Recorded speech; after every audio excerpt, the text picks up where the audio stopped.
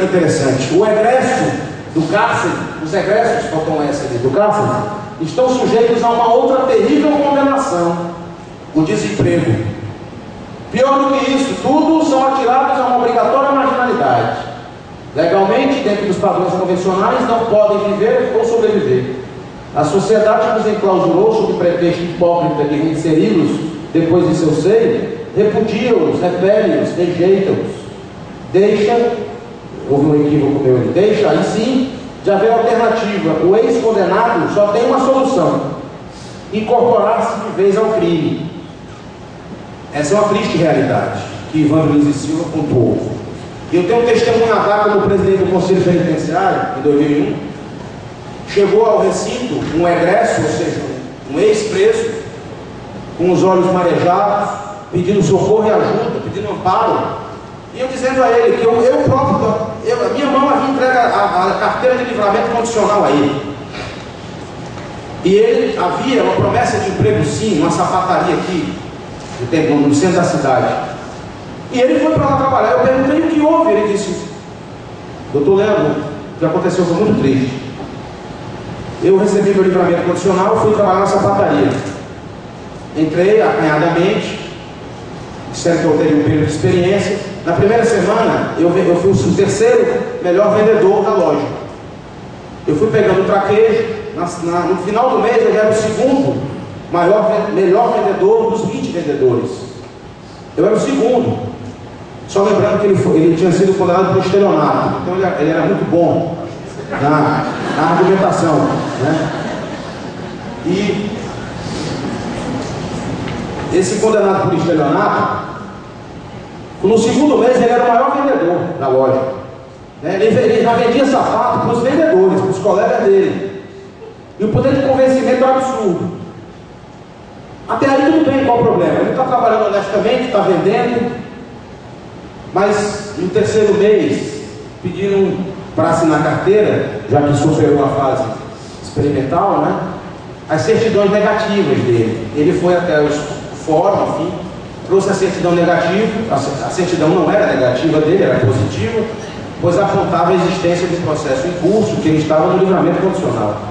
Prontamente ele foi dispensado. Imediatamente ele foi dispensado. Realmente eu fiquei sem palavras, eu me emudeci mesmo, porque ele estava provando que podia ser utilizado. E lamentavelmente aconteceu o que aconteceu. Hoje ele se encontra preso por homicídio. Por homicídio. E esse homicídio foi praticado justamente contra a chefe do recurso humano da loja. É rir para não chorar, né? Mas percebam, o meu desafio aqui é discutir sobre alternativas, controle da criminalidade. E eu não vou me esquivar disso. Existem alguns controles, como por exemplo, para os presos em regime semiaberto ou aberto, nasceu, inclusive o estado da Paraíba foi pioneiro nas pulseiras ou tornozeleiras eletrônicas que monitoram os presos à distância com uso de GPS, né? Em alguns estados isso evoluiu bem, em outros não. No Rio de Janeiro, por exemplo, já está cancelando a utilização, ou já descobriram a metodologia de burlar esse sistema. Então é desafiador. Então, enquanto houver investimento no homem preso, na mulher presa, nós não evoluiremos. Não adianta investir em muralha, em concreto armado. Todo governo estadual promete: não, mas nós vamos resolver o drama das delegacias, porque só no estado do Ceará nós temos 800 presos em delegacias. Vamos resolver isso construindo uma nova unidade, inaugurando uma nova unidade aqui no município de Patacuba. Sim, e daqui a um ano as delegacias vão estar repletas de novo. E aí? Se inaugura outra unidade prisional? Ocorre que o sistema penitenciário brasileiro, a política criminal brasileira, ela não pode se resumir a concreto armado, a inauguração de novas unidades prisionais, enquanto nós tivermos esses índices de reincidência. Não adianta se investir em tecnologia e pulseira eletrônica se você não investe no homem preso, na mulher presa. Quanto ao aspecto do trabalho, que aí sim é uma alternativa que eu havia pontuado no início e que eu enxergo como a única, por exemplo, atual, que possa contribuir para uma mudança na realidade. Percebam a relação do artigo 36 da Lei de Execução Penal. O trabalho externo será admissível para os presos em regime fechado, somente em serviço ou obras públicas, realizadas por órgãos da administração direta ou indireta ou entidades privadas, desde que tomadas as cautelas contra a fuga em favor da disciplina. E os parágrafos dizem: o limite máximo do número de presos será de 10% do total de empregados na obra. Caberá ao órgão, à administração, à entidade, à empresa, a remuneração desse trabalho. A prestação de trabalho da entidade privada depende do consentimento expresso do preso. A prestação do trabalho externo a ser autorizado pela direção do estabelecimento dependerá de aptidão, disciplina e responsabilidade, além do cumprimento de 1/6 da pena. Enfim, hoje, quem está preso hoje por uma pena de, por exemplo, 12 anos por um homicídio, por exemplo, se ele tiver cumprido 2 anos, ele mesmo estando em regime fechado, ele pode trabalhar. Ele pode ser utilizado na execução de obras públicas. Por exemplo, na reforma do estádio de futebol aqui do Castelão, 10% da mão de obra empregada naquela obra pode ser sim de preso, em regime inclusive fechado, que se dirá do preso em regime semiaberto. Esse não há praticamente restrição nenhuma. Ora, nós estamos vivenciando o crescimento da economia brasileira, isso é realmente indispensável. Nós temos projetos, a Copa de 2014, nós temos o projeto Minha Casa, Minha Dívida, ou Minha Casa, Minha Dilma, Minha Vida. Quantos e quantos empreendimentos imobiliários, estruturais estão sendo executados no país?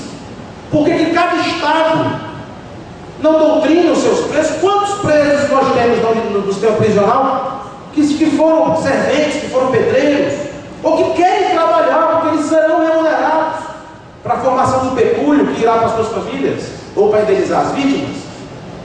Quantos não desejam trabalhar, ocupar a mente, se livrar da tortura psicológica que estão submetidos? Lembrando que o trabalho não é remunerado com o salário mínimo. A lei de execução prevê que a remuneração é de 3/4 do salário mínimo, ou seja, a empresa contratante ainda tem um alívio na sua carga, no seu encargo social. Mas aí os radicais vão criticar: não, tem que colocar emprego para quem está desempregado, não para os presos. Sim, mas nós temos que pensar na fratura desse ciclo vicioso da violência. Temos que pensar nisso sim. E você não está empregando metade das pessoas sendo presas, apenas 10% delas. Uma cota mínima para tentar salvar o Brasil daqui a 5 décadas, talvez. Esses projetos sociais, Minha Casa, Minha Vida, reformas estruturais para a Copa de 2014, para as Olimpíadas, lá no Rio de Janeiro, enfim. Quantos e quantos presos poderiam estar sendo acolhidos nisso? E eu, para aliviar-lhes um pouco, eu posso adiantar que já existe sim projeto para a adoção dessa medida, graças à provocação de várias entidades, como o Conselho Penitenciário do Estado. O próprio Supremo Tribunal Federal, o próprio Conselho Nacional de Justiça tem desenvolvido um bom trabalho tentando resgatar a questão do preso, humanizar a questão do preso. Até porque existe uma letra do poeta, que já é hóspede do Horizonte Eterno, Gonzaguinha, filho de Luiz Gonzaga, uma música que foi imortalizada pelo nosso conterrâneo Raimundo Fagner, quando ele diz que sem o seu trabalho o homem não tem honra, e sem a sua honra se morre e se mata.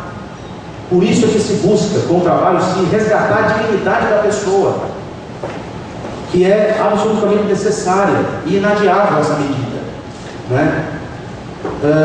Para que vocês tenham ideia, um estudo acadêmico desenvolvido por um destacado médico cearense, dentro do Instituto Penal Paulo Salazar, nossa maior unidade para preso definitivo, Dr. Francisco Simão, foi feito um questionário com os presos ali, os internos, para o que eles sentiam mais falta, o que eles precisavam, qual era a maior reclamação, o que eles queriam que melhorasse, etc. Lembrando que eles não pediram, nenhum deles pedia liberdade, porque todos eles eram presos definitivos e estavam conscientes que precisariam concluir o cumprimento da sua pena. Então, alguns responderam: o que você sente mais falta? Uma grande parte disso, eu sinto falta de água potável. Eu sinto falta de visita, de um maior número de visitas. Mas acreditem, a resposta que venceu essa pergunta, do que é que você mais sente falta, a resposta foi falta do que fazer. Falta do que fazer. O preso definitivo, não só no Ceará, mas certamente no país todo, sente muito mais falta do que fazer, do que falta de água potável, do que falta de visita, do que falta de luz solar. A ocupação é algo absolutamente necessário. Até porque essa ocupação ela vai doutriná-los para o futuro, para quando se tornarem egressos do sistema. Por isso é que eu defendo a adoção dos chamados centros vocacionais tecnológicos. Não adianta realmente, como a professora Bechara colocou, você impor um indivíduo para ele fabricar detergente ou costurar bola, enquanto ele se vê segregado. Você deve despertar para a vocação dele, sim. E os centros vocacionais tecnológicos, eu não vou me demorar, eles representam um projeto que foi desenvolvido aqui no governo do Estado do Ceará, mas para a população livre, não para os presos. E foram disseminados no interior do Estado, mais de 40 centros desses, onde eles pegam aquelas pessoas que já superaram a idade convencional de receber conhecimento formal e ensinam ofícios como cursos de artífice de construção, bombeiro hidráulico, consertar eletrodomésticos, mecânico automotivo. Após isso, após um curso desse de 1 ano, de 2 anos, um curso de tecnólogo, este preso poderia ser aproveitado sim pela iniciativa privada. Ou o SEBRAE, ou a Secretaria de Ciência e Tecnologia poderiam pará-lo lá no interior onde ele tem origem e montar uma pequena oficina de reparos, de eletrodomésticos, uma oficina mecânica, bombeiro hidráulico, farmácia viva, otimização de frutos, pecuária, enfim. Tem tantos, beneficiamento de castanha de caju, fabricação de rapadura, panificação, enfim. Aí o preso não estaria obrigado a costurar bola, nem a fabricar detergente. Ele teria uma alternativa, onde a vocação dele pudesse ser despertada. E ele estaria fazendo um curso, ele estaria ocupando a mente. Essa é a alternativa que eu sugiro, modestamente, para o controle da criminalidade, tentando resumir o controle da criminalidade como um enfrentamento do ciclo vicioso da violência, ou seja, na fratura da reincidência criminal, do índice elevado de reincidência criminal que nós temos. E eu defendo que não interessa a velocidade com que isso aconteça. Eu defendo que haja essa direção, porque a velocidade é o detalhe, o que importa é a direção. A partir do momento que uma política criminal nacionalizada, padronizada, seja convencionada em todos os estados, onde se impõe a disciplina interna, cursos vocacionais, cursos de aceleração pedagógica, a minha geração não, mas talvez as gerações futuras vão poder testemunhar talvez alguma mudança com relação ao quadro da reincidência criminal no nosso país. Bem, eu acredito que, como o tempo sempre é um impiedoso inimigo dos palestrantes, né? Principalmente dos advogados, eu indago só como está meu tempo, se já esgotou? Uns 15 minutos para debate. Vou deixar o tempo para debate, perfeito. Eu vou obedecer, até porque democraticamente eu não gosto de monólogos, né? É importante que haja debate mesmo. Bem, concluindo essa etapa, então só para de fato fazer o fechamento. Mas de onde é que viriam esses recursos, professor Leandro Vasquez? Centros vocacionais tecnológicos, cursos, tal, de onde é que vem esse recurso? Tem recurso, muito recurso. Existe, para os que não sabem, um fundo chamado FUPEN, que é o Fundo Penitenciário Nacional. E ele existe, foi criado no governo Itamar Franco, ou seja, em 94, meus amigos. E existe o quê? Proporcionar recursos e meios para financiar e apoiar as atividades e programas de modernização e aprimoramento do sistema penitenciário brasileiro. Sabe de onde surgiu? Sabe o que representa o FUPEN? 3%, se você visitar, melhor pesquisar, você vai constatar isso. 3% de todas as loterias federais, 3% da Mega Sena, forma o FUPEN. Então, se você tem uma Mega Sena, e a Mega Sena, perceba, ela não é anual, ela é mensal. É mensal, não é? Os sorteios? Semanal, né? foi mensal, é semanal. Digamos, você só toma conhecimento da Mega Sena quando está acumulado os 30 milhões, 40 milhões. Quando é 3% de 30 milhões. São 3 milhões. Só que você considera isso semanalmente durante um ano. Recentemente o Fundo Penitenciário Nacional possui uma fábula de mais de R$1 bilhão. Então existe dinheiro sim para esses programas, para essa utopia toda que eu falei aqui, que eu acho que ela deixa de ser uma utopia na medida em que você fecha o raciocínio demonstrando que tem de onde tirar recurso financeiro. Sim, senhor. Nós não podemos permitir que o recurso se limite a construir concreto armado. E para fechar, uma frase de Carnelucci, de quem eu sou fã já há algum tempo, diz ele: as pessoas creem que o processo penal termina com a condenação, e não é verdade. As pessoas creem que a pena termina com a saída do cárcere, e não é verdade. As pessoas creem que a prisão perpétua é uma única pena perpétua, e isso não é verdade. A pena, se não sempre, 9 em cada 10 casos não termina nunca. Quem pecou está perdido. Cristo perdoa, mas os homens não. Isso quer dizer que um trabalho aqui fora, para quem não possui antecedentes criminais, já é um desafio.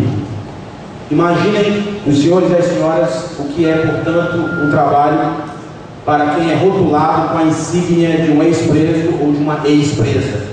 Quantos de nós aqui empregaria um ex-preso na sua empresa, no seu comércio, uma ex-presa na sua residência, na residência dos seus pais? Quantos? Não sejamos hipócritas, não é?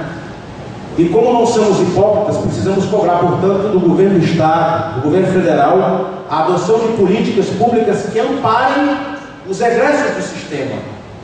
E para que não se concentre apenas nos egressos do sistema, que também possa iniciar essa política com os internos, com os ingressos do sistema, com os centros vocacionais, com os cursos pedagógicos e com o disciplinamento interno, obviamente sem exageros, porque a nossa lei de execução penal e a nossa Constituição Federal veda os trabalhos forçados. Portanto, seriam trabalhos colocados à disposição deste público que representa a 4ª população carcerária do planeta. Diante disso, eu me desculpo se me estendi um pouco, agradeço a cortesia da atenção de todos e coloco-me sentinela para o debate. Obrigado.